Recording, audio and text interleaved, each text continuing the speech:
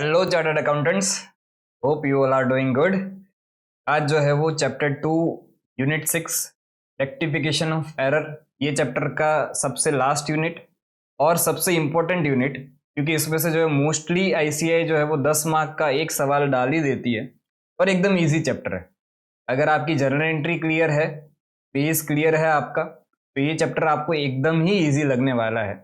अब सबसे पहले बात ये बुक की कर दूँ तो पर्टिकुलरली ये चैप्टर में पहले मैंने थियरी में जो है वो एग्जाम्पल्स के साथ सारी चीज़ें समझाई है, टाइप्स ऑफ एरर क्या है वो सारी चीज़ें समझाई है।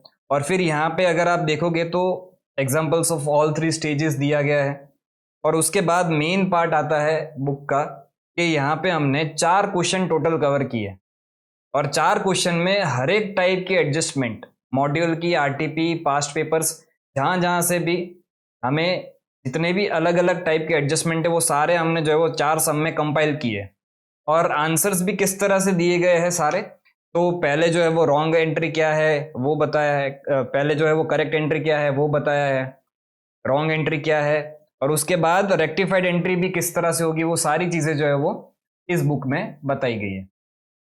तो एंड में रिवीजन के टाइम अगर आपने 4 सम किए इतना सा, तो आपको रेक्टिफिकेशन का दूसरा कुछ देखने की जरूरत भी नहीं है। और मजे की बात यह है कि भाई हर एक में ये करेक्ट एंट्री रॉन्ग एंट्री दी गई है, इसलिए आप जो है वो कहीं पे भी कंफ्यूज हुए कि भाई इसकी रेक्टिफाइड एंट्री इस तरह से कैसे बनी, तो तुरंत आप जो है वो करेक्ट एंट्री रॉन्ग एंट्री को देख लोगे तो आपको आराम से आइडिया आ जाएगा कि भाई किस तरह से हमारी रेक्टिफाइड एंट्री बन रही है। ठीक है, ये तो बात होगी कि बुक में हमें किस तरह से कवर किया है। अब स्टार्ट करते हैं चैप्टर को। तो चैप्टर जो है rectification of error, rectification of error हमें कब जरूरत पड़ती है, क्योंकि क्या होता है ना कि अकाउंटिंग में अगर हमने कोई गलतियां कर दी है तो अब वो सारी एंट्रीज को ऐसे काट कूट के अपने चेंज करने जाए, ऐसा अच्छा नहीं लगता। और उस जहां पे भी आप काटा कुटी करोगे वहां पे डाउट भी जाता है।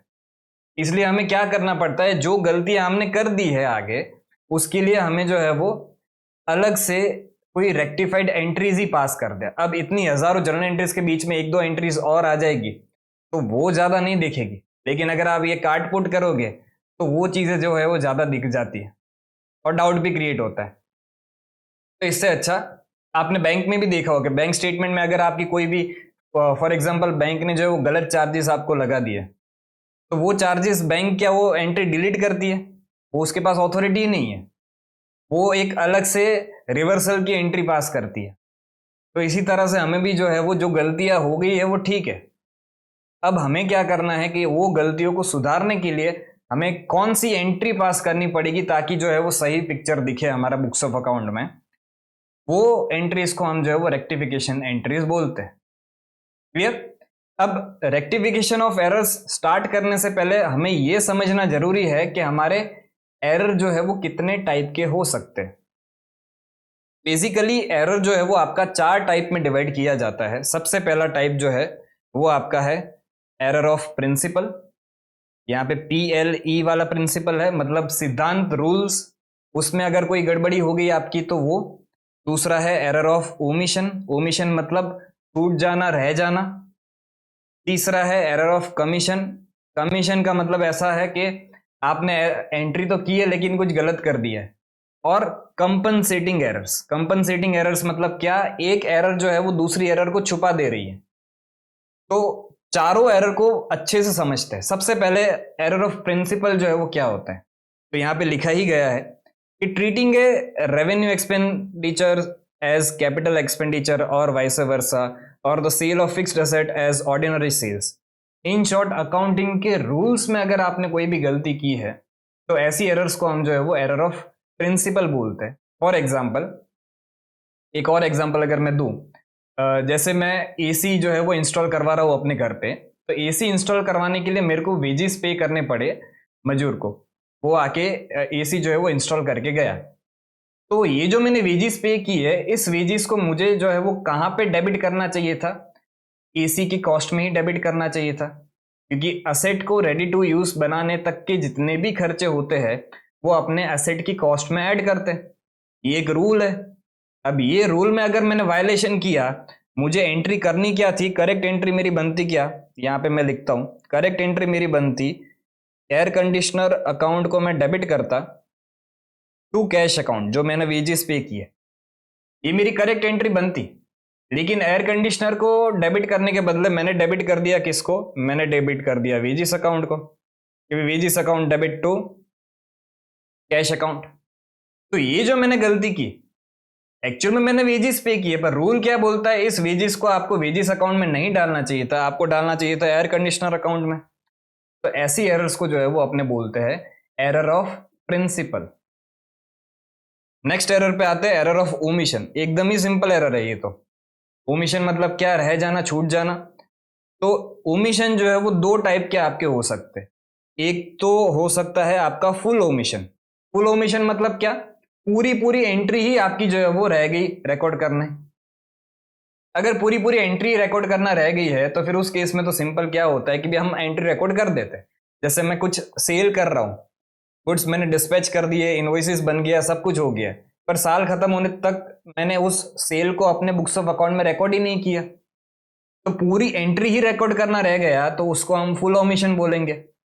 दूसरा टाइप इसका आता है कौन सा, दूसरा टाइप आता है इसका पार्शियल ओमिशन।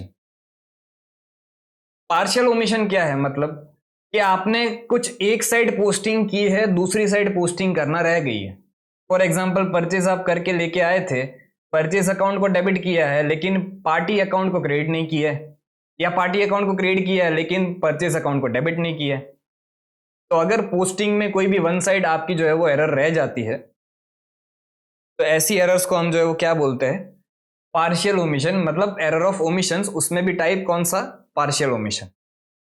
ठीक है। अब अच्छा, इसके साथ एक और चीज हमारी इंपॉर्टेंट कभी आईसीआई पूछ लेती है कि भाई इस कौन से केस में ट्रायल बैलेंस आपका एग्री होगा और कौन से केस में ट्रायल बैलेंस आपका एग्री नहीं होगा। मतलब क्या कि भी ट्रायल बैलेंस के डेबिट एंड क्रेडिट साइड के टोटल जो है वो कौन से केस में टोटल सेम आएंगे, कौन से केस में टोटल अलग आएंगे। तो अगर आपका एरर ऑफ प्रिंसिपल है, भैया आपको कुछ डेबिट एसी को करना था, आपने वेजिस को डेबिट कर दिया, बट इससे क्या ट्रायल बैलेंस टैली नहीं होगा, ऐसा होगा नहीं ना। आपको 1000 रुपए डेबिट करने थे, आपने डेबिट किए, 1000 रुपए डेबिट करने थे, आपने डेबिट किए, दोनों साइड। तो ट्रायल बैलेंस पे इस पे कोई भी इफेक्ट नहीं आएगा, तो इसमें आपका ट्रायल बैलेंस जो है वो एग्री हो जाएगा, मतलब आपका टोटल जो है वो मैच हो जाएगा। तो यहाँ पे यस लिख दिया हमने। अगर आपका फुल ओमिशन है, भाई डेबिट भी कुछ नहीं किया, क्रेडिट भी कुछ नहीं किया, तो उस केस में भी आपका जो है वो ट्रायल बैलेंस टैली हो जाने वाला है, तो इसमें भी आपने यस लिख देते। लेकिन अगर आपका पार्शियल ओमिशन है, डेबिट साइड की पोस्टिंग की, क्रेडिट साइड की पोस्टिंग रह गई, या क्रेडिट साइड की पोस्टिंग की, डेबिट साइड की पोस्टिंग रह गई, तो उस केस में आपका ट्रायल बैलेंस जो है वो टैली नहीं होगा। तो यहाँ पे हमारा नो आ जाएगा, एरर ऑफ पार्शियल ओमिशन के सामने जो है वो हमारा नो आ जाएगा। ठीक है, ये तो हो गया हमारा एरर ऑफ ओमिशन। अब तीसरा टाइप जो है एरर ऑफ कमीशन। मतलब क्या, आपने किया तो है, कुछ तो किया है, लेकिन जो किया है वो गलत किया है। ऐसे एरर्स को हम जो है वो क्या बोलते हैं, एरर ऑफ ओमिशन बोलते हैं, सॉरी एरर ऑफ कमीशन बोलते हैं। तो एरर ऑफ कमीशन के अगर मैं टाइप्स देखो, देखो यहाँ पे पहले एक बार रीड कर लेते हैं। If an amount is posted in the wrong account, और if it is written on the wrong side, और द टोटल्स आर रॉन्ग, और a wrong balance is struck, it will be case of error of omission. मतलब क्या, debit करना था, credit कर दिया, debit side लिखना था, डबल बार डेबिट साइड लिख दिया, डेबिट 1000 से करना था लेकिन सिर्फ 100 से किया, या आपको बैलेंस कैरिड डाउन जो है वो 1000 रुपए करना था, डेबिट बैलेंस था, उसको क्रेडिट बैलेंस कैरिड डाउन कर दिया। तो ये जो सारी एरर्स है, आपने कुछ तो किया है लेकिन जो किया है वो गलत किया है। ऐसी एरर्स को हम जो है वो क्या बोलते हैं, एरर ऑफ कमीशन। ठीक है, तो उसके अगर हम एग्जांपल्स देखें, और उसके साथ साथ जितने भी types of error of commission थे उनके सारे ही एग्जांपल्स हमने यहाँ पे ले लिए। अब प्लेन टेक्स्ट हमने नहीं लिखा है, क्योंकि प्लेन टेक्स्ट पढ़ के पता नहीं चलता वो टेक्स्ट क्या बोलना चाह रहा है। अब इसी चीज को आप आईसीआई के मॉड्यूल में देखोगे तो आईसीआई के मॉड्यूल में ये सारे एग्जांपल्स प्लेन टेक्स्ट में समझाए गए हैं, मतलब फिगर्स के साथ नहीं है। तो अगर हम फिगर्स से समझेंगे तो हमें सीधा सीधा पता चल जाएगा कि भाई इस केस में ट्रायल बैलेंस एग्री होगा या नहीं होगा। तो वन बाय वन सारे एग्जांपल्स एक बार देख लेते। ठीक है, पहला एग्जांपल क्या है, examples of error of commissions में, sale of ₹1000 entered as ₹100 in the sales book. Sales book आपकी सब्सिडरी बुक है, सब्सिडरी बुक में आपने ₹1000 की सेल्स को एंटर ही किया कितना, ₹100 से। गलती है, किया तो है, ₹1000 से करना चाहिए था, ₹100 से कर दिया। अब पूरा पूरा पोस्टिंग ही जो है वो आपका ₹100 से हुआ, मतलब आपकी एंट्री ही क्या बनी एंट्री ही आपकी बनी क्या, डेटर्स अकाउंट को आपने डेबिट किया 100 से, टू सेल्स अकाउंट आपने कर दिया कितने से, 100 से। यही आपकी एंट्री बनी। अब मुझे एक सिंपल चीज बताओ, डेबिट भी जो है वो 100 से हुआ है, क्रेडिट भी जो है वो 100 से हुआ है, तो फिर उस केस में ट्रायल बैलेंस तो एग्री हो ही जाएगा ना, उसमें तो कोई दिक्कत नहीं आएगी।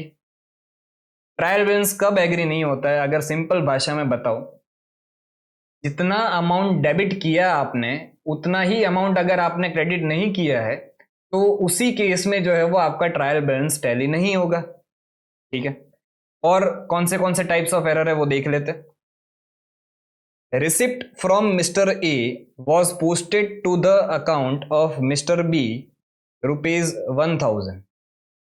भाई मिस्टर ए से पैसा मिला था, एंट्री करनी क्या थी, cash account debit to mister A account, लेकिन मिस्टर ए को क्रेडिट करने के बदले हमने क्रेडिट कर दिया है किसको, मिस्टर बी को। अब किसी को क्रेडिट करना था, किसी को क्रेडिट कर दिया है, क्रेडिट तो किया है, तो उस केस में ट्रायल बैलेंस तो टैली होगा, लेकिन ये एरर है, जो किया है वो गलत किया है। ठीक है, उसके बाद return of ₹90 to Shyam Sundar posted as ₹9 in his account.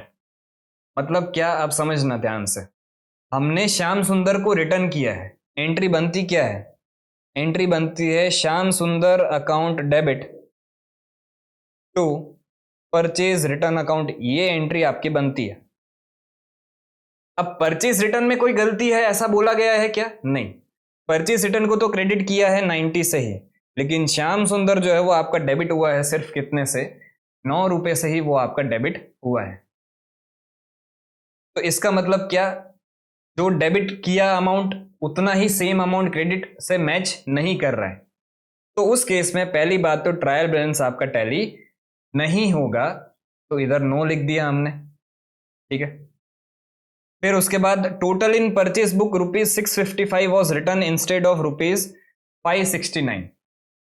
भाई जब हम परचेज बुक का टोटल कर रहे थे तो टोटल ऊपर जो इंडिविजुअल अमाउंट है वो सारी बरोबर है, लेकिन हमारा नीचे जो टोटल हम कर रहे थे उधर 655 के जगह पे 655 लिख दिया, किसकी जगह पे, 569 की जगह पे। तो अगर मैं इसको एंट्री टर्म्स में बोलूं, तो एंट्री टर्म्स में परचेज को डेबिट करना था 569 से, लेकिन डेबिट कर दिया 655 से, तो परचेज 569 से बताना था, ज्यादा बता दिया, और सिर्फ परचेज ही डेबिट हुआ है। इंडिविजुअल एंट्रीज में पोस्टिंग में गड़बड़ है ऐसा कुछ भी नहीं बोला गया है, क्रेडिटर्स अकाउंट में गड़बड़ है ऐसा कुछ भी नहीं बोला गया है, तो इस केस में ये भी वन साइडेड एरर हुई आपकी, और इस केस में भी आपका ट्रायल बैलेंस टैली नहीं होगा। फिर उसके बाद asset balance taken as ₹600 instead of ₹6000। मतलब क्या, असेट का बैलेंस कैरिड डाउन आपको जो करना था वो ₹600 था, सॉरी ₹6000 था, उसको आपने कितना ले लिया, ₹600 ले लिया, तो उस केस में भी आपका ट्रायल बैलेंस तो टैली नहीं होगा। Purchase from mister X debited to purchase and also to mister X account. भाई परचेज करने की एंट्री क्या बनती है, purchase account debit to X account, X को क्रेडिट करना था, लेकिन हमने परचेज को तो डेबिट किया ही है, साथ साथ में एक्स को भी डेबिट कर दिया और क्रेडिट कुछ भी किया नहीं, तो अगेन डेबिट वाला अमाउंट एंड क्रेडिट वाला अमाउंट जो है वो मैच नहीं होगा, तो उस केस में भी आपका ट्रायल बैलेंस टैली नहीं होगा। क्लियर। उसके बाद ये हमने जो टाइप्स पढ़े वो हमने पढ़े एरर ऑफ कमीशन के टाइप्स। चौथा आपका टाइप आता है कंपनसेटिंग एरर्स। कंपनसेटिंग एरर्स क्या है, एक एरर जो है वो दूसरे एरर को अगर छुपा दे तो उस एरर्स को हम जो है वो कंपनसेटिंग एरर्स बोलते हैं। फॉर एग्जाम्पल, यहाँ पे एक एग्जाम्पल मैं लूं कि आपने लेट से सैलरी पे किया है ₹5000, तो यहाँ पे सैलरी अकाउंट आपका जो है वो डेबिट होना चाहिए था 5000 से, टू कैश अकाउंट होना चाहिए था। ये आपकी एंट्री बनती, लेकिन आपने गलती से सैलरी को जो डेबिट किया है वो 5,000 से नहीं किया है, उसके बदले आपने कर दिया है 3,000 से। ठीक है, एक एंट्री एरर इधर हो गई। अब दूसरी एरर क्या है समझना, आपने ऑफिस एक्सपेंस पे किए थे 3,000 के, तो वैसे करेक्ट एंट्री क्या बनती, ऑफिस एक्सपेंस डेबिट करता मैं 3,000 से, तू कैश अकाउंट में कर देता 3,000 से, ये मेरी करेक्ट एंट्री बनती। लेकिन गलती से आपने ऑफिस एक्सपेंस को 3,000 से डेबिट करने के बदले आपने उसको डेबिट कर दिया है कितने से,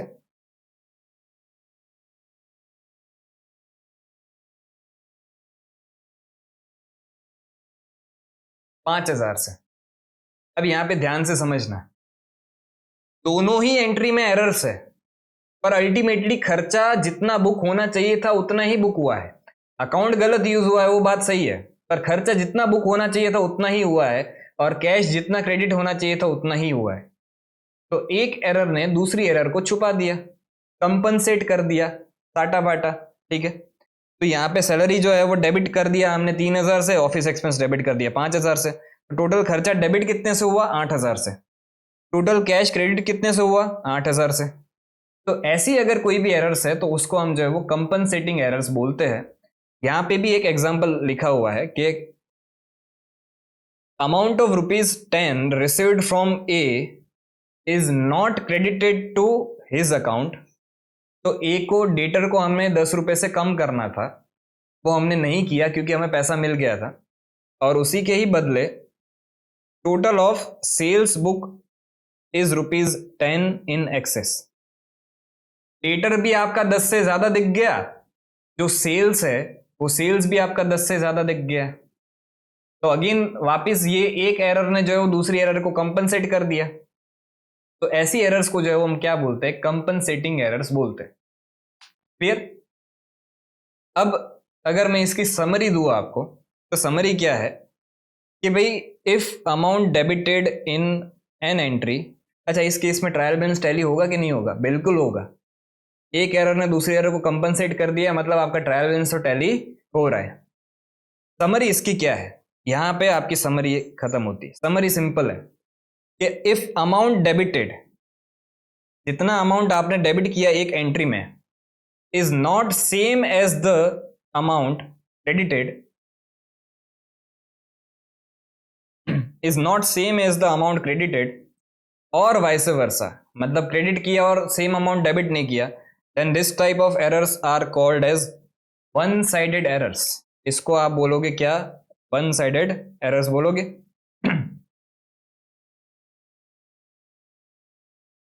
और कोई भी अगर आपकी वन साइडेड एरर्स है तो उस केस में आपका ट्रायल बैलेंस जो है वो टैली नहीं होने वाला। वापिस वही बात कि भाई अगर आपने डेबिट जितना अमाउंट किया है उतना ही अमाउंट अगर आपने क्रेडिट नहीं किया है तो ट्रायल बैलेंस उस केस में टैली नहीं होने वाला।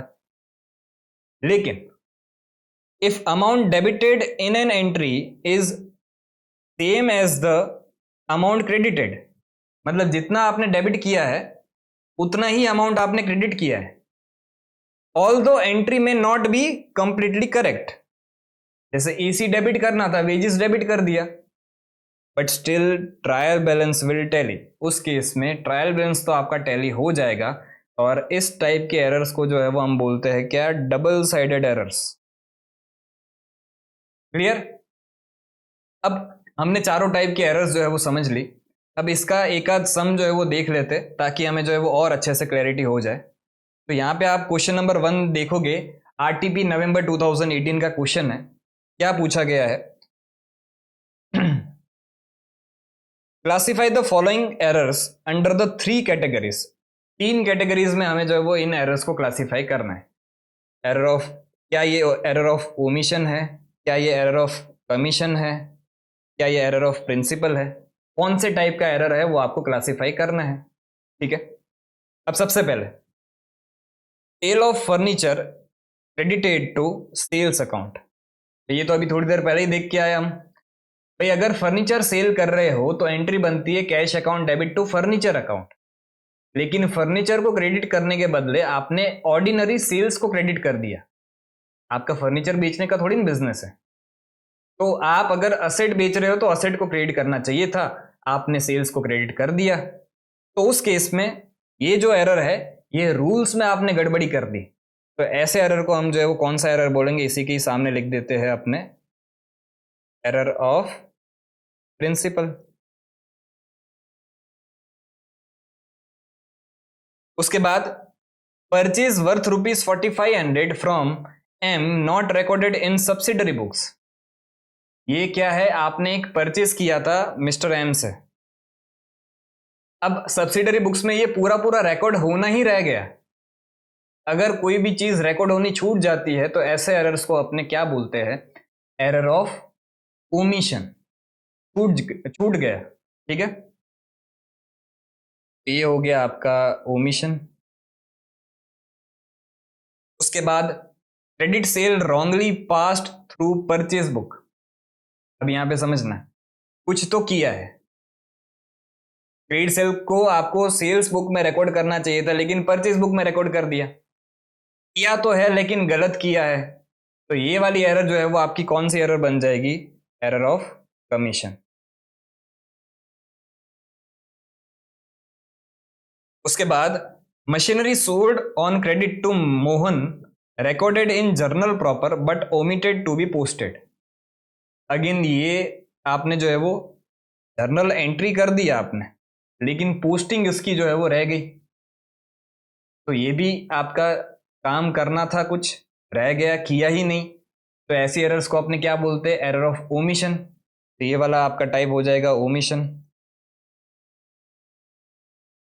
उसके बाद goods worth ₹50,000 purchase on credit from Ram recorded in the purchase book as ₹500। Again ये कौन सा एरर है, कुछ करना था लेकिन गलत कर दिया। किया तो है, गलत किया है। 5,000 से रिकॉर्ड करना चाहिए था, 500 से ही रिकॉर्ड किया है। तो ऐसे एरर्स को जो है वो आप कौन सा एरर बोलते हो, एरर ऑफ कमीशन।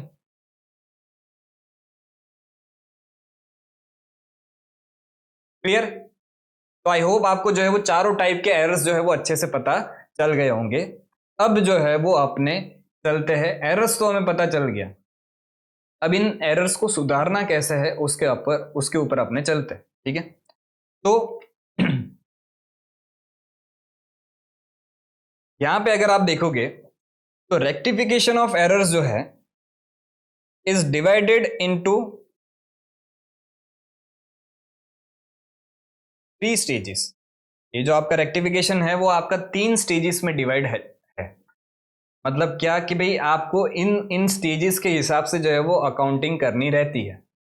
अब सबसे पहला स्टेज कौन सा है, सबसे पहला स्टेज है आपका कि अगर आपको एरर जो मिल रही है वो कब मिल रही है, before preparation of trial balance मिल रही है, ठीक है।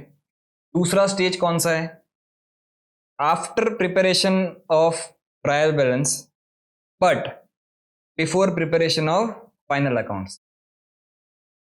तीसरा स्टेज कौन सा है, after preparation of final accounts that is in next या सब्सिक्वेंट ईयर्स बुक। तो इन तीनों ही स्टेजेस में हमारा जो है वो अकाउंटिंग एंट्री थोड़ा बहुत जो है वो डिफर करेगा, ठीक है। तो समझते हैं। अब यहां पे अगर मैं पढ़ूं कि भी अगर आप before preparation of trial balance जो है वो रेक्टिफिकेशन कर रहे हो तो उस केस में किस तरह से करना है, तो शॉर्ट 2 लाइन में ही हमने इसको समझा दिया है क्या, कि भाई वन साइडेड एरर अगर आपकी डिटेक्ट हो रही है at this stage, one sided error क्या होती है वो हमने समझा कि अगर आपको फर्स्ट स्टेज में वन साइडेड एरर डिटेक्ट हो रही है तो उस केस में is corrected by making rectification statement. However double sided error जो है can be corrected by passing A rectified journal entry. बोले सर क्या बोल दिया, पता नहीं चला, अच्छे से समझा, रुको 2 मिनट अच्छे से समझा। तो यहाँ पे क्या लिखा हुआ है, if one sided error is debit side then statement will start from to and if it is of credit side then statement will start by. इसका लॉजिक अच्छे से समझते हैं। देखो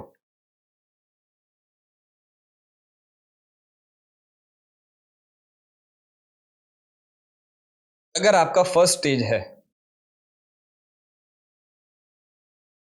तो उस केस में आपको जो है वो रेक्टिफिकेशन की एंट्री किस तरह से करनी रहेगी। तो पहला एग्जांपल, जैसे यहाँ पे हमने एग्जांपल यही है कि पहला एग्जांपल क्या है कि भाई द टोटल ऑफ, चलो इधर ही समझा देता हूँ, बुक में से नहीं, इधर ही प्रैक्टिकली समझते हैं। एक आपकी एरर क्या हुई, आपकी एरर ये हुई कि आपने एक फर्नीचर परचेस किया था। तो फर्नीचर अगर परचेस करते हो तो furniture purchased recorded in purchase book. आपने एक फर्नीचर परचेस किया था और उसको आपने जो है वो गलती से परचेज बुक में रिकॉर्ड कर दिया था। हमने सब्सिडरी बुक्स वाले चैप्टर में अच्छे से ये चीज पढ़ी थी कि अगर आप जो है कोई भी असेट खरीदते हो तो उसको आप परचेज बुक में रिकॉर्ड नहीं करते हो, उसको आप जर्नल प्रॉपर मतलब जर्नल एंट्री में जो है वो रिकॉर्ड करते हो। अब इसकी करेक्ट एंट्री बनती क्या है?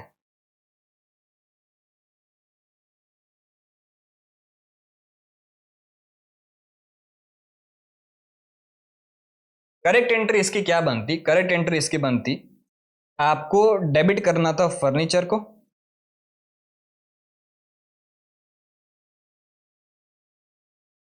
टू कर देना था क्या, जो भी क्रेडिटर है आपका उसको। ये आपकी सही एंट्री थी, लेकिन आपने गलत एंट्री कर क्या दी? फर्नीचर को डेबिट करने के बदले आपने डेबिट कर दिया किसको? आपने डेबिट कर दिया परचेज को। तो परचेज अकाउंट आपने डेबिट किया, टू क्रेडिटर अकाउंट आपने ये कर दिया। अब समझना, मुझे क्रेडिटर को क्रेडिट करना था और मैंने क्रेडिटर को क्रेडिट किया है, जो करना था वो किया है, तो इसमें तो कोई गड़बड़ी नहीं है। तो क्रेडिटर में कोई गड़बड़ नहीं है, लेकिन मेरी गड़बड़ कहां पे है? फर्नीचर को मुझे डेबिट करना चाहिए था लेकिन मैंने गलती से डेबिट कर दिया किसको? परचेस को। तो इस केस में रेक्टिफाइड एंट्री किस तरह से बनती है? फर्स्ट स्टेज की बात कर रहा हूं मैं। तो फर्स्ट स्टेज में इस केस में रेक्टिफाइड एंट्री बनेगी आपकी क्या? आप फर्नीचर को डेबिट करोगे, ये आपकी रेक्टिफाइड एंट्री है। फर्नीचर अकाउंट आपका जो है वो डेबिट होगा। टू क्या हो जाएगा? फर्नीचर को डेबिट करना था, कर दिया। इसको डेबिट नहीं करना था तो इसको जो डेबिट कर दिया है अब उसको रिवर्स कर देंगे, मतलब इसको क्रिएट कर देंगे। तो यहाँ पे टू क्या हो जाएगा?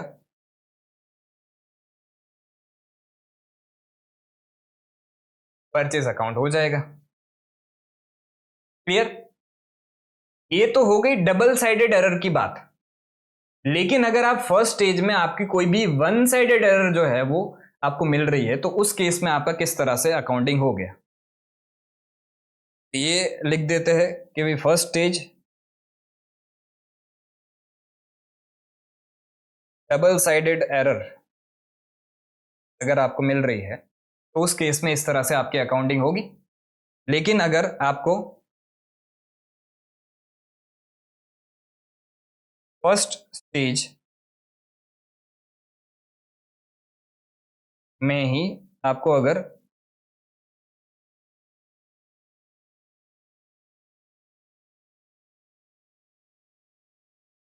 वन साइडेड एरर मिल रही है,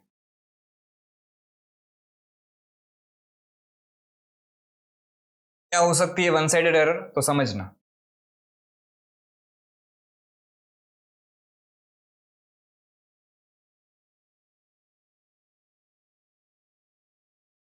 purchase has been undercast bye ₹1000। मतलब क्या? इसकी करेक्ट एंट्री आपको करनी क्या थी?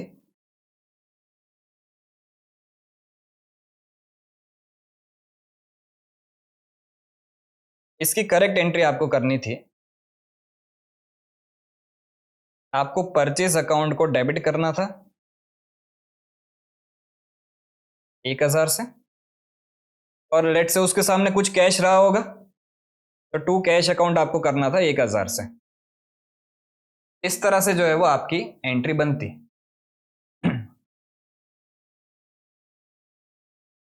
लेकिन आपने रॉन्ग एंट्री कर क्या दी?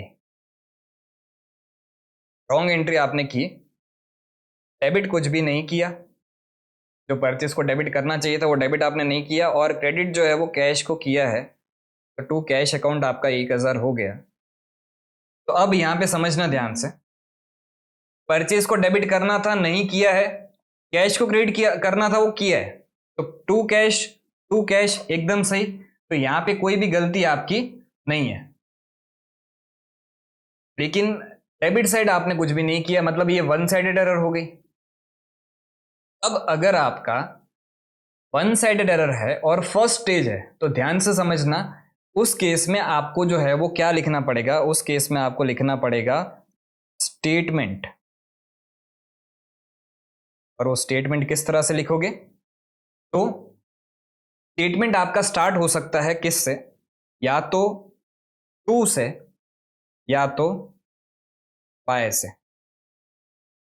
अब कौन से केस में आपका स्टेटमेंट जो है वो टू से स्टार्ट होगा, कौन से केस में आपका स्टेटमेंट जो है वो बाय से स्टार्ट होगा, वो डिपेंड करता है कि भी आपकी एंट्री क्या बन रही है। अगर आपका डेबिट साइड कुछ रह गया है, तो यहां पे परचेज जो है वो डेबिट करना था, वो आपने डेबिट नहीं किया है, तो डेबिट साइड कुछ रह गया है, ये डेबिट साइड रह गया है कुछ, तो उस केस में आपका स्टेटमेंट जो है वो स्टार्ट होगा टू से। सर क्यों ऐसा, टू से क्यों स्टार्ट करेंगे? भाई टू तो हम जो है वो एंट्री में तो जब क्रेडिट करते तब यहां पे टू लिखते हैं ना, तो सर इस केस में हम टू से क्यों स्टार्ट करें? उसका लॉजिक समझना, हमें पोस्टिंग करनी है। जो चीज गलती से रह गई है उस चीज की हम डायरेक्ट पोस्टिंग करेंगे। अब अगर मैं यहां पे परचेज अकाउंट आपके सामने बनाऊं,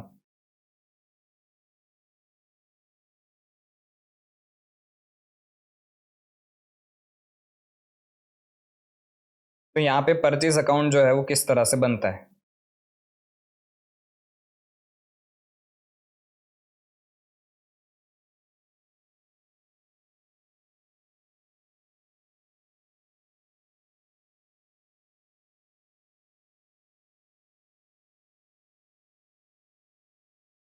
चलेगा थोड़ा टेढ़ा मेढ़ा। परचेज अकाउंट जो है, अब मुझे बताओ कि भाई इस एंट्री की, ये वाली जो एंट्री है, इस एंट्री की आप परचेज अकाउंट में पोस्टिंग किस तरह से करते हैं? तो यहाँ पे परचेज अकाउंट डेबिट हुआ है, तो मैं डेबिट साइड परचेज अकाउंट के कॉलम में यहाँ पे डेबिट साइड आ जाऊंगा, और डेबिट साइड में जो है वो 1000 रुपये लिखूंगा, और यहाँ पे मैं क्या लिखूंगा? To cash account. इस तरह से मेरी परचेज की पोस्टिंग होती। तो अगर आपकी कोई भी वन साइडेड एरर है जिसमें पोस्टिंग रह गया है, तो उस केस में, सारी ही वन साइडेड एरर में, अगर आपका डेबिट साइड का कुछ भी रह गया है, तो ये डेबिट साइड की पोस्टिंग आपने स्टार्ट कहां से की? टू से स्टार्ट की। अगर यही चीज मेरी सेल्स होती, तो सेल्स को मुझे क्रेडिट करना था और सेल्स को मैंने क्रेडिट नहीं किया है, तो उस केस में सेल्स अकाउंट में मेरी पोस्टिंग किस तरह से होती? कि फॉर एग्जांपल अगर मेरा कैश सेल्स होता, तो कैश सेल्स को मैं जो है वो क्रेडिट साइड लिखता है यहाँ पे, क्या? By cash account. तो अगर मेरा सेल्स मैंने कम बताया होता, तो उस केस में मेरी पोस्टिंग जो है वो स्टार्ट होती कहां से? बाय से। तो इस केस में मैं रेक्टिफाइड एंट्री में स्टेटमेंट किस तरह से लिखूंगा? तो यहां पे to purchase under cast by ₹1000। इस तरह से जो है वो आपकी एंट्री रहेगी। अब अगर मैं इसकी समरी दे दूं आपको, समरी सिंपल इतनी ही है, जो हमने आगे भी उधर बुक में भी पढ़ी थी, कि अगर आपका कुछ भी डेबिट साइड का रह गया है, मतलब ये डेबिट साइड का अगर आपका कुछ भी रह गया है, तो उस केस में आपका स्टेटमेंट जो है, आपका स्टेटमेंट स्टार्ट होगा कहां से? टू से। अगर आपकी एंट्री में कुछ क्रेडिट साइड रह गया है, तो उस केस में आपका स्टेटमेंट जो है वो स्टार्ट होगा कहां पे? बाय से। क्लियर? तो फर्स्ट स्टेज में सिंपल इतना करना है, अगर आपकी पूरी पूरी एंट्री बन रही है, डबल साइडेड एरर है, तो सीधा सीधा यहाँ पे आप जो है फर्नीचर अकाउंट डेबिट किया टू परचेज अकाउंट किया, इसमें तो स्टेटमेंट की बात ही नहीं आती। लेकिन अगर आपकी वन साइडेड एरर है और फर्स्ट स्टेज में आप हो, फर्स्ट स्टेज कौन सा था, before preparation of trial balance, तो उस केस में आपका परचेज अकाउंट फॉर एग्जांपल इस केस में रह गया है, तो अगर कोई भी डेबिट साइड की आपकी जो है वो एंट्री रह गई है, डेबिट साइड पोस्ट करना रह गया है, तो वो आपका स्टेटमेंट स्टार्ट होगा 2 से। अगर क्रेडिट साइड पोस्ट करना रह गया है तो स्टेटमेंट आपका स्टार्ट होगा किससे, 5 से। क्लियर? तो हमने फर्स्ट स्टेज अच्छे से समझ लिया है। अब फर्स्ट स्टेज के कुछ जो है वो सम्स सॉल्व करते हैं ताकि हमें जो है वो कॉन्फिडेंस अच्छे से आ जाए। ठीक है, तो आ जाते हैं क्वेश्चन नंबर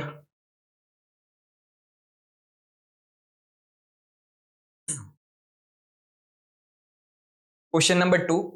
यहाँ पे इंस्टीट्यूट ने स्पेसिफिकली क्वेश्चन में लिखा नहीं था कि भी फर्स्ट स्टेज के हिसाब से सॉल्व करो, बट ये सॉल्व पूरा जो है वो फर्स्ट स्टेज के हिसाब से ही किया गया है। तो यहाँ पे आपने लिख देते हैं अभी के लिए,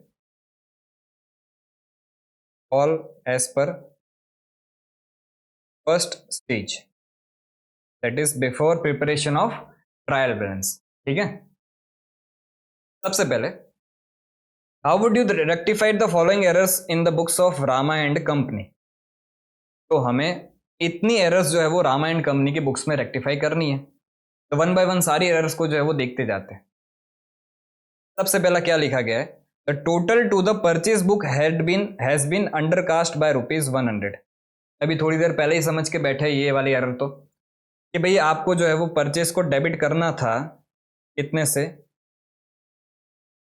100 से, बट ये चीज आपने नहीं की है। अच्छा, कैश को क्रेडिट करना था और नहीं किया, ऐसा कुछ बोला गया है क्या? क्रेडिट साइड में कोई भी दिक्कत नहीं है, तो ये कौन सी एरर हो गई आपकी, वन साइडेड एरर। और इस केस में अगर हम फर्स्ट स्टेज के हिसाब से सॉल्व कर रहे हैं तो हमारा स्टेटमेंट जो है वो स्टेटमेंट जो है हमें लिखना पड़ेगा, और स्टेटमेंट स्टार्ट कहां से होगा, परचेज अकाउंट को हमें डेबिट करना था, ठीक है, डेबिट नहीं किया है, तो अगर डेबिट वाली पोस्टिंग अगर आपकी रह गई है तो आपका स्टेटमेंट स्टार्ट होगा किससे, 2 से। तो इसको हम किस तरह से लिखेंगे, answer 2।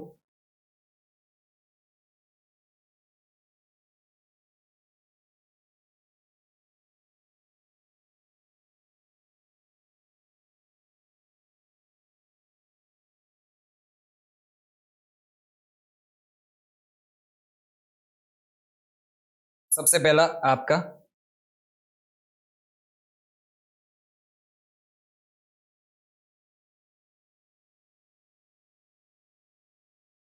To purchase undercast by rupees इस था आपका 100। बस इसी तरह से आपका जो स्टेटमेंट लिखा जाएगा। अब यहाँ पे एक चीज ध्यान से समझ लेना, यहाँ पे मैंने जो ये अंदर का मटेरियल लिखा परचेज अंडरकास्ट बाय, ये थोड़ा बहुत आपका लैंग्वेज चेंज हो सकता है, मीनिंग चेंज नहीं होना चाहिए। मेन इसमें आपको क्या चीजें देखनी है, तो एक तो ये जो है वो 2 वाला देखना है, 2 से स्टार्ट करे या बाय से स्टार्ट करे, और दूसरा जो पोर्शन आपका आएगा वो किस चीज का आएगा, अमाउंट का।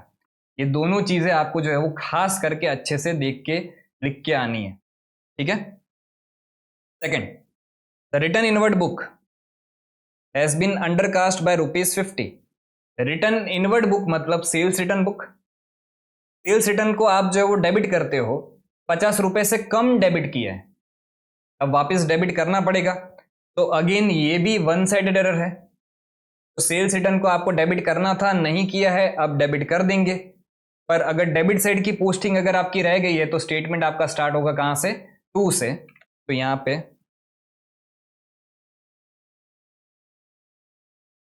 टू रिटर्न इनवर्ड बुक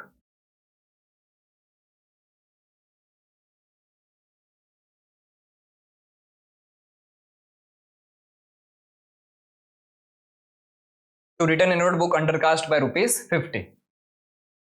उसके बाद sum of ₹250 written off as depreciation on machinery has not been debited to the depreciation account. समझना, डेप्रिसिएशन की हमारी एंट्री करनी थी क्या, depreciation account debit to machine account, ये एंट्री हमें करनी थी। डेप्रिसिएशन को हमने डेबिट नहीं किया है लेकिन मशीनरी को सही क्रेडिट कर दिया है। अगेन ये वन साइडेड एरर हुई, डेबिट साइड कोई पोस्टिंग रह गई है तो स्टेटमेंट आपका स्टार्ट होगा किससे, टू से। तो एंट्री क्या बनेगी, सॉरी स्टेटमेंट क्या बनेगा आपका, to depreciation not posted by ₹250। इस तरह से आपका जो है वो स्टेटमेंट बन जाएगा। ठीक है, fourth, a payment of ₹75 for salaries to Mohan has been posted twice to the salary account. अब यहां पे ध्यान से समझना, मोहन को सैलरी पे की तो एंट्री बनेगी salary account debit to cash account. Salary को एक बार डेबिट करना था किससे, 75 से, लेकिन हमने 2 बार सैलरी को जो है वो डेबिट कर दिया कितने से, 75 से। तो जो एक बार एक्स्ट्रा डेबिट हो गया है सैलरी, उतना जो एक्स्ट्रा है वो हमें क्रेडिट करना पड़ेगा।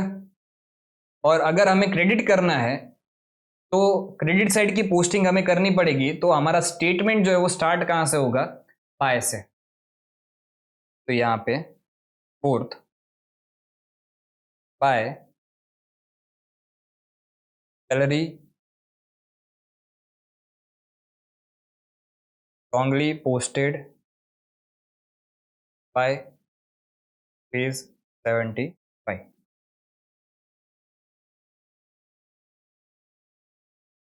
क्लियर, के बाद the total of bills receivable book ₹1500 has been posted to the credit of bills receivable account. अब ये अच्छे से समझना, अगर इसको मैं यहाँ पे थोड़ा अच्छे से इधर समझाऊं, तो ये बिल्स रिसीवेबल जो है आपको क्या करना चाहिए था, बिल्स रिसीवेबल हमारे लिए असेट है तो उसकी पोस्टिंग जो है वो डेबिट साइड होनी चाहिए थी। तो ये पोस्टिंग जो है वो डेबिट साइड होनी चाहिए थी, लेकिन पोस्टिंग हमने कर किस साइड दी, क्रेडिट साइड पोस्टिंग कर दी। तो 1500 से कोई चीज हमें जो है वो 1500 से डेबिट करनी थी, लेकिन हमने उसको 1500 से क्या कर दिया है, क्रेडिट कर दिया है। तो अगर मैं 1500 क्रेडिट को एक बार डेबिट करूंगा 1500 से, तो मेरा अमाउंट जो है वो जीरो हो जाएगा ना, क्योंकि क्रेडिट किया था 1500 से, उसको एक बार मैंने डेबिट किया 1500 से, तो मैं तो जीरो हो गया। तो मुझे जो है वो डेबिट एक और बार करना पड़ेगा 1500 से, तब जाके मेरा बिल्स रिसीवेबल का जो है बैलेंस, डेबिट बैलेंस पहुंचेगा 1500 पे। इसको आप इस तरह से भी समझ सकते हो, देखो भाई मेरे को जो है वो लिखना था +1500, ठीक है, लेकिन मैंने गलती से लिख दिया क्या, -1500। अगर -1500 को मुझे यहां पे आंसर जो है वो +1500 लेके आना है, मुझे यहां पे कितना ऐड करना पड़ेगा। अगर मैं एक बार 1500 ऐड करूंगा तो मैं जीरो पे पहुंच जाऊंगा ना, मुझे क्या करना पड़ेगा, डबल अमाउंट से जो है वो 1500 ऐड करना पड़ेगा। मतलब टोटल मुझे 3000 रुपए ऐड करने पड़ेंगे -1500 में, तब जाके मेरा आंसर आएगा क्या, +1500। अब बिल्स रिसीवेबल की पोस्टिंग में हमें डेबिट साइड पोस्टिंग करनी रहती है, तो डेबिट साइड की पोस्टिंग अगर रह गई है तो आपका स्टेटमेंट जो है वो स्टार्ट कहां से होगा, टू से स्टार्ट होगा। ठीक है, और अमाउंट इस बार आपको खास ध्यान रखना है, अमाउंट जो है वो कितना आ जाएगा आपका, 3000 रुपये आ जाएगा। ठीक है, तो इसकी पोस्टिंग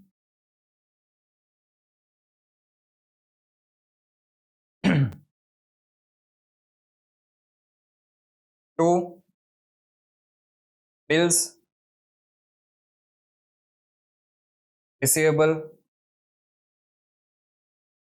रॉन्गली पोस्टेड बाय, और यहाँ पे अमाउंट जो आप लिखोगे खास ध्यान रखोगे, अमाउंट कितना लिखोगे, 3,000 रुपये ही लिखोगे, ठीक है। उसके बाद an amount of ₹151 for a credit sale to Hari, although correctly entered in the sales book, has been posted as ₹115। मतलब क्या, इसकी आपको जो है वो करेक्ट एंट्री करनी क्या थी।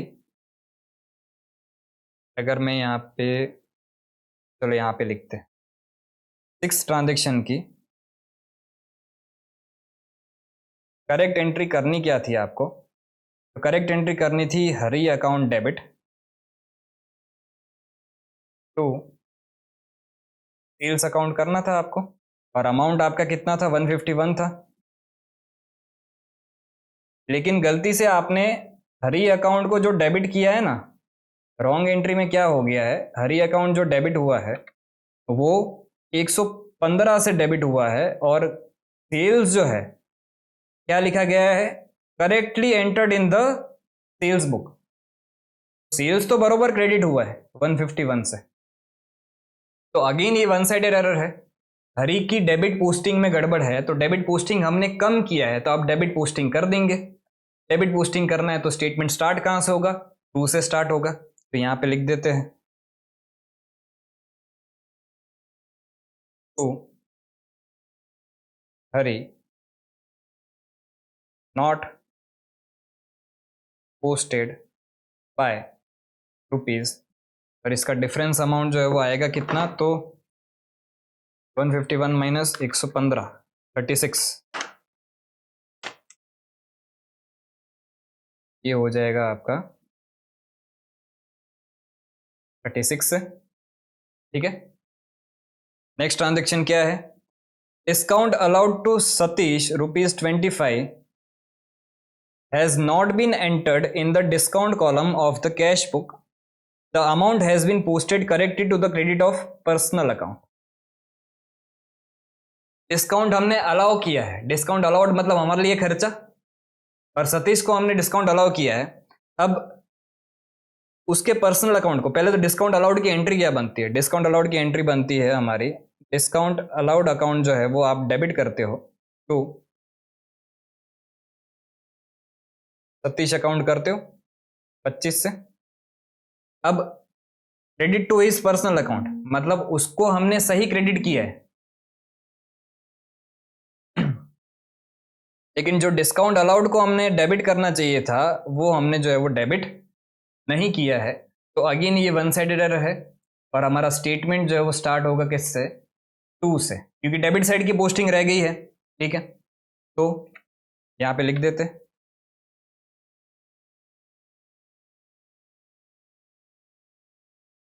टू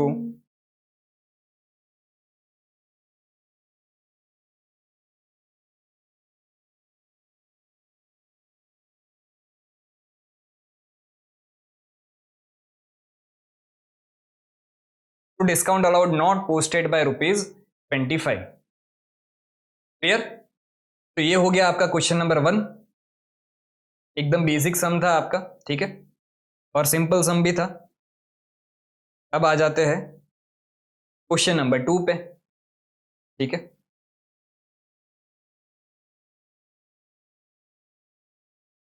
मतलब वैसे ये क्वेश्चन नंबर 3 हो जाएगा, ये आपने क्वेश्चन नंबर 2 सॉल्व किया, तो अब मैं यहाँ पे लिख देता हूँ आंसर नंबर 3।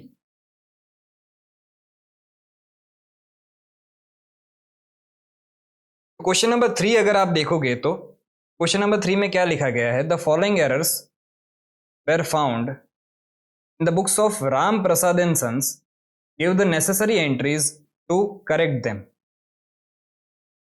कुछ एंट्रीज आपको यहाँ पे दी गई है, और हमें जो है वो रेक्टिफाइड एंट्रीज जो है वो राम प्रसाद एंड सन्स के बुक्स में हमें करनी है। पहले तो जर्नल एंट्री का आपका प्रॉपर फॉर्मेट बनेगा, यहाँ पे हेडिंग क्या दोगे आप, हेडिंग दोगे rectified entries in the books of Ram Prasad and sons.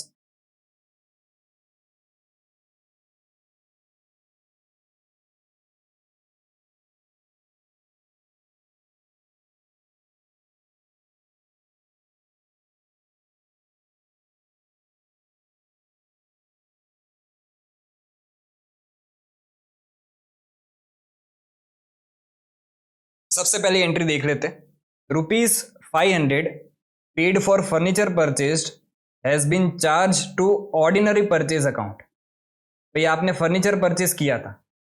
इसकी एक काम करता हूँ मैं, यहाँ पे नीचे correct entry and wrong entry भी लिखता हूँ ताकि आपको जो है अच्छे से ये सारी चीज़ें पता चले। तो करेक्ट एंट्री क्या करनी चाहिए थी, रॉन्ग एंट्री क्या कर दी है। तो सबसे पहले वैसे जो हमारी कंसेप्ट बुक है उसमें ये हर एक एडजस्टमेंट के लिए करेक्ट एंट्री रॉन्ग एंट्री लिखी गई है, तो वो आप वहां से देख सकते हो। ठीक है, तो सबसे पहले करेक्ट एंट्री इसकी क्या बनती है। करेक्ट एंट्री इसकी बनती है आपकी फर्नीचर अकाउंट को आपको डेबिट करना चाहिए था तो कैश अकाउंट आपको करना चाहिए था।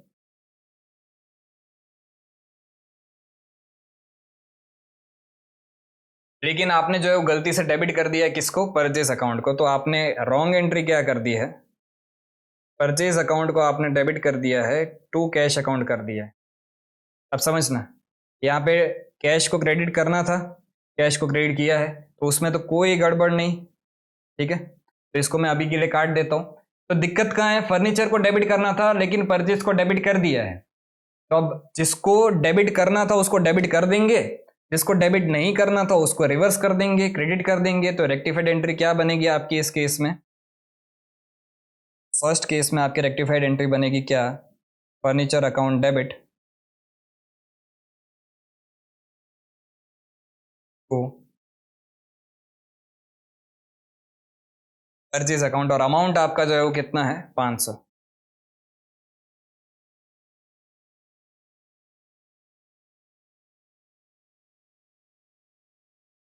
उसके बाद सेकंड ट्रांजेक्शन देख लेते हैं। Repairs made were debited to building account ₹50। आपने कुछ रिपेयर्स किया है ₹50 का।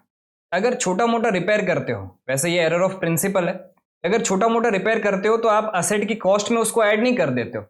अगर वो कोई आपका ऐसा खर्चा है जो असेट की एफिशिएंसी बढ़ा रहा है, तो ऐसे खर्चों को ही जो है वो आप क्या करते हो, असेट की कॉस्ट में ऐड करते हो।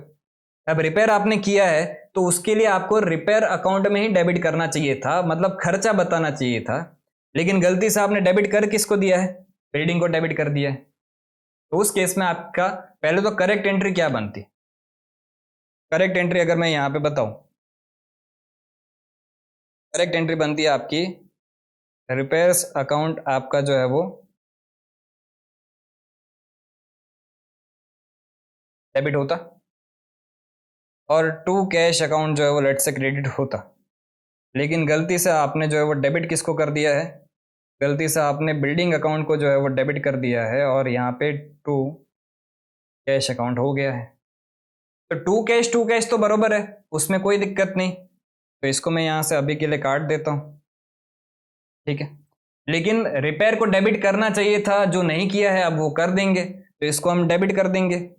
बिल्डिंग को जो है वो डेबिट कर दिया है, जो नहीं करना था तो उसको हम क्या कर देंगे, क्रेडिट कर देंगे। तो रेक्टिफाइड एंट्री क्या बनेगी आपकी,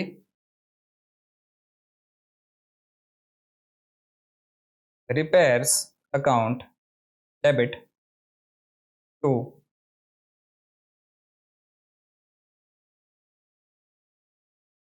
बिल्डिंग अकाउंट, और अमाउंट कितना आ जाएगा आपका, अमाउंट आ जाएगा 50। ठीक है, उसके बाद थर्ड,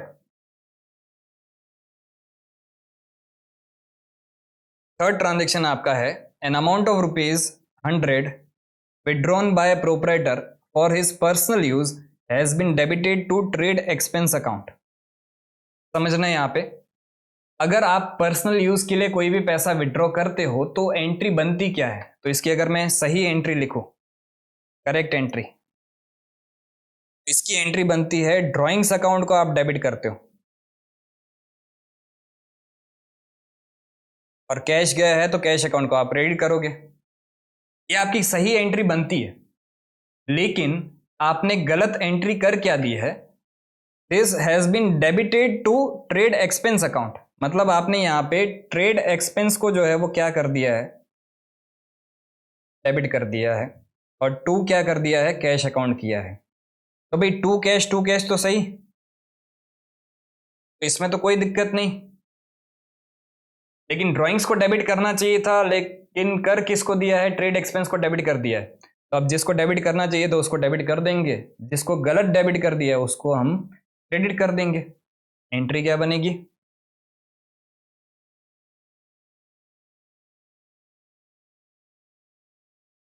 ड्राइंग्स अकाउंट आप डेबिट करोगे टू ट्रेड एक्सपेंस अकाउंट कर दोगे, और अमाउंट जो है वो कितना आ जाएगा, अमाउंट है आपका 100। अच्छा, वैसे ये correct entry wrong entry exam में लिख के आने की जरूरत नहीं है, ये सिर्फ आपकी अंडरस्टैंडिंग के लिए है। तो करेक्ट एंट्री रॉन्ग एंट्री नहीं लिखना है, हमारा मेन आंसर तो यही है, rectified entries in the books of Ram Prasad and sons. ठीक है, उसके बाद fourth, ₹100 paid for rent debited to landlord account. भाई अगर आप रेंट पे कर रहे हो तो एंट्री बनती है आपकी क्या, rent account debit to cash account. लेकिन गलती से आपने डेबिट कर दिया किसमें, लैंडलॉर्ड अकाउंट में आपने डेबिट कर दिया है, तो उस केस में आपकी रेक्टिफाइड एंट्री क्या बनेगी समझना। पहले तो करेक्ट एंट्री रॉन्ग एंट्री लिख लेते।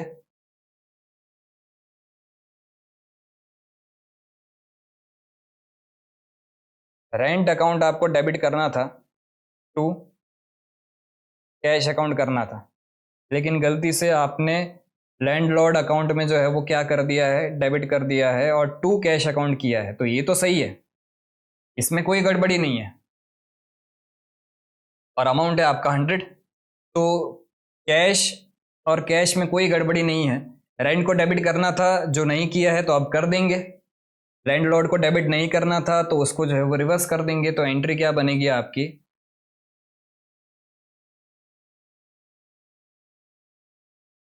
रेंट अकाउंट डेबिट टू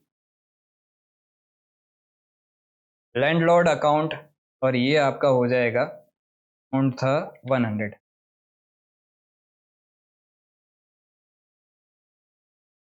फिर उसके बाद फिफ्थ,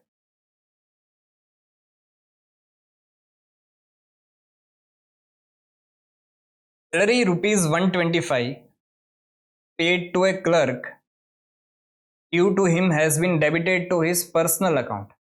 आपने जो है वो सैलरी पे की है क्लर्क को, एंट्री बनती है क्या, salary account debit to cash account. तो करेक्ट एंट्री तो क्या बनती,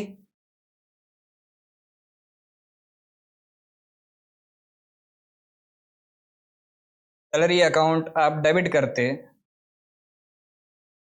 तो कैश अकाउंट कर देते आप। ठीक है, लेकिन गलती से आपने जो है वो किसको डेबिट कर दिया है, has been debited to his personal account, मतलब आपने जो है वो क्लर्क पर्सनल अकाउंट को डेबिट कर दिया है।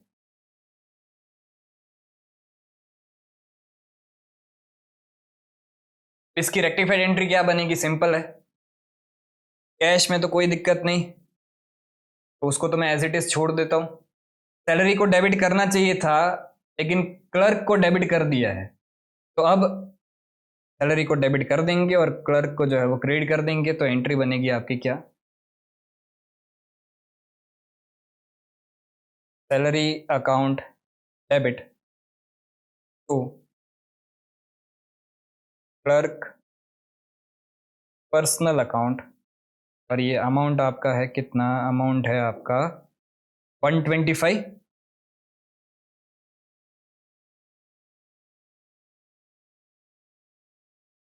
उसके बाद नेक्स्ट ट्रांजेक्शन क्या बोल रहे, ₹100 received from Shah and company has been wrongly entered as from Shaw and company. अगर शाह एंड कंपनी से आपको पैसे मिल रहे हैं तो उसकी सही एंट्री क्या बनती है, तो यहाँ पे लिख देते हैं सही entry, cash account debit to Shah and company account. लेकिन हमने गलती से कर क्या दिया है, कैश अकाउंट तो डेबिट किया है लेकिन क्रेडिट किसको कर दिया है, शॉ एंड कंपनी को क्रेडिट कर दिया है। तो यहाँ पे ये गड़बड़ हो गई, कैश कैश में कोई दिक्कत नहीं है, शॉ एंड कंपनी को क्रेडिट करना चाहिए था, शॉ एंड कंपनी को क्रेडिट कर दिया है। तो अब जिसको क्रेडिट करना चाहिए था उसको हम क्रेडिट कर देंगे, और जो गलत क्रेडिट हो गया है उसको हम क्या करेंगे, डेबिट कर देंगे। तो रेक्टिफाइड एंट्री क्या बनेगी इसकी,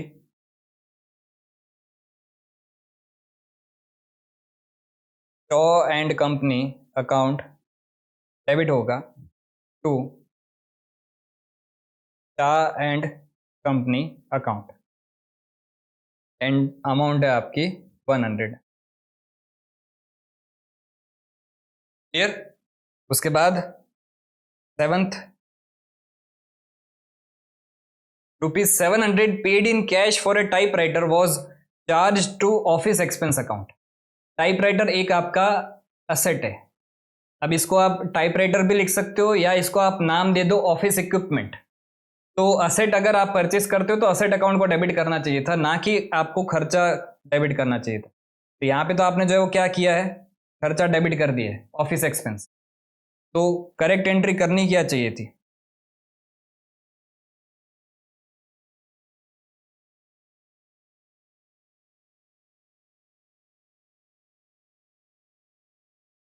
इसको आप जो है वो ऑफिस इक्विपमेंट बोल सकते हो। ऑफिस इक्विपमेंट अकाउंट को आपको डेबिट करना चाहिए था टू कैश अकाउंट करना चाहिए था,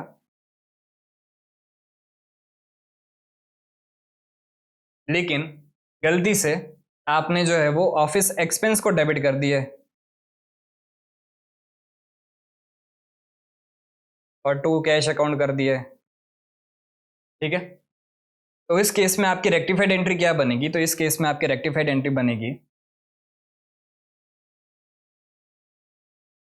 office equipment account debit to